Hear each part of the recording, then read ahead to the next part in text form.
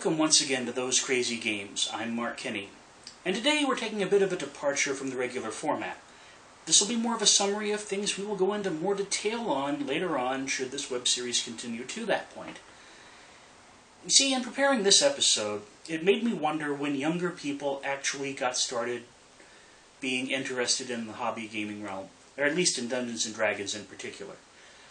Were the miniatures games that role-playing games grew out of more of a collegiate pursuit, or were high schoolers or even younger part of the hobby even back then? I'd love to hear from some now grognards who were part of the scene back then to elaborate on that, but I can only speak from my own experience from being interested in D&D from an early age. By the time I actually acquired some D&D materials, it was available in Walden books and even some toy stores. And I know the game's popularity started to skew younger. In fact, the first AD&D books that I had regular access to were in my middle school library. By 1983 here in the States, though, the game was deemed worthy to make an appearance on Saturday morning television schedules. And back in the days when there were only 3 networks, maybe a UHF channel, maybe 10 if you had cable, then, the Saturday morning cartoons were a big deal. With cable's expansion in recent decades and whole channels devoted to cartoons on their own, it's not as big of a thing anymore. But back in my day, Saturday morning was the one day that kids got up early willingly to follow the adventures of their favorite cartoon characters, from old standbys like Bugs Bunny and Daffy Duck, to Muppet Babies, Ewoks, and Droids Oh My. Even variations of rerun classics like Happy Days in Space, or Gilligan's Island in space. Well, you get the idea. In the middle of all this, Dungeons & Dragons came to our screens. The basic idea of the series is that 6 friends are magically transported to the realm of Dungeons & Dragons through an amusement park ride. Now, fiction using this gimmick has become more common since the series, from novels to podcasts where gamers end up in something like the game world. And I'm sure we've all run campaigns like this at some point. But the basic concept is actually older, used by such varied writers as John Norman, C.S. Lewis, Edgar Rice Burroughs, and even Mark Twain. Are they supposed to be first-level characters? Because whatever dungeon master put them up against Tiamat, the queen of evil dragons, right upon their arrival, is a bad DM. And of course, since they just now get their character classes, that's probably true. You're not, ranger, magician, thief. Check, and check. Barbarian, cavalier, and acrobat. Wait, those aren't in here. Oh, that's right. They're in here. A book that came out while the series was a thing. What a coincidence. But still, they have their character classes, are given special magic items by this mysterious stranger, and flee to run into...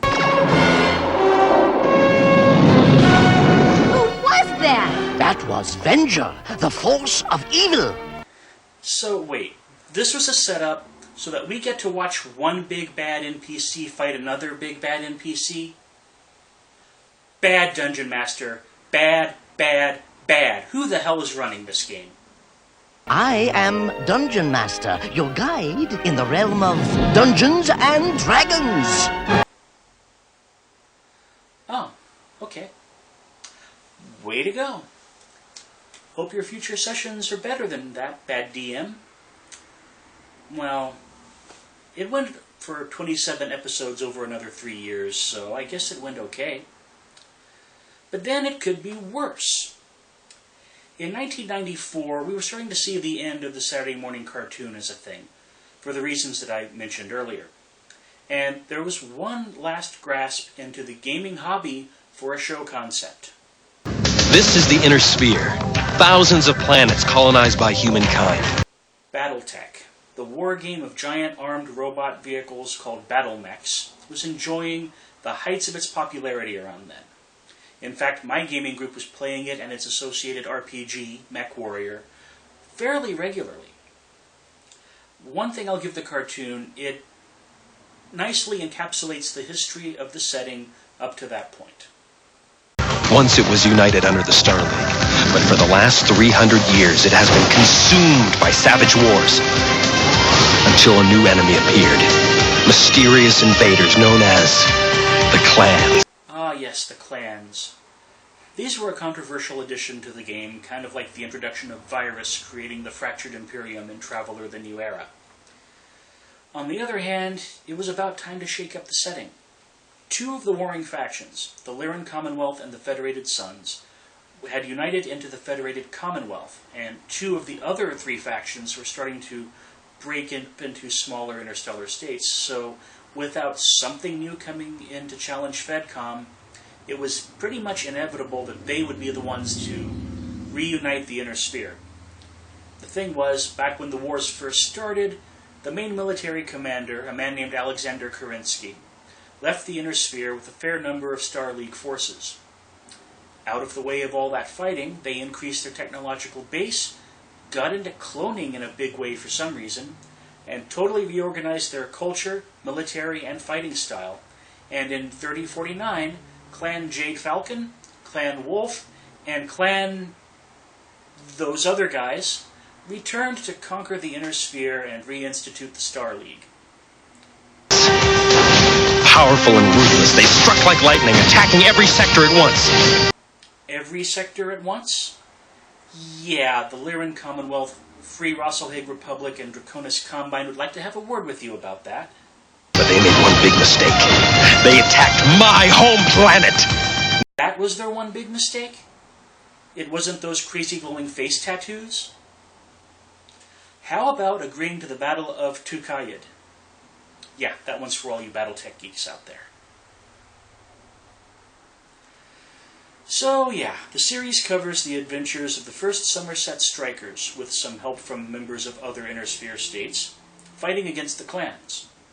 There was even a sourcebook for the game, which struggles to put these things into canon, although eventually deciding that the series itself existed in-universe as a fictional video. I guess that's one way to deal with it. The animation was bad. You can scroll back and compare with the Dungeons & Dragons footage if you want, but by comparison, it was bad. They also tried this thing with switching between cell animation and computer animation during the battles.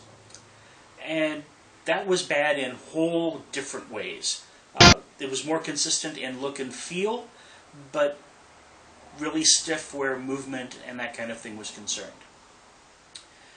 The series as a whole also took melodrama to whole new levels, but then again, it's just a kid's show, right? This thing lasted 13 episodes, plus a special, according to Wikipedia. A special? Maybe we all had too high expectations for this show, but then again, does Dungeons & Dragons even hold up nowadays, now that we're grown up and all that? Well, we'll find out sometime in the future, hopefully, in a segment we'll be calling, with a nod to former FCC head Newton Minow, The Vast Wasteland, episode by episode. Pretty much anything that we do on this show that was a TV episode of some kind will appear under that particular rubric. And so that was our Saturday morning special. Someday we'll get into those series, but in the meantime, I'll be looking forward to Doctor Who's return in a couple of weeks. I was going to start the episode by episode thing now, though, and I changed it to this introduction thing at the last minute. So whatever shall I cover next time? Well, I'm sure I'll think of something. This has been Those Crazy Games. I'm Mark Kinney, and remember to keep rolling crits.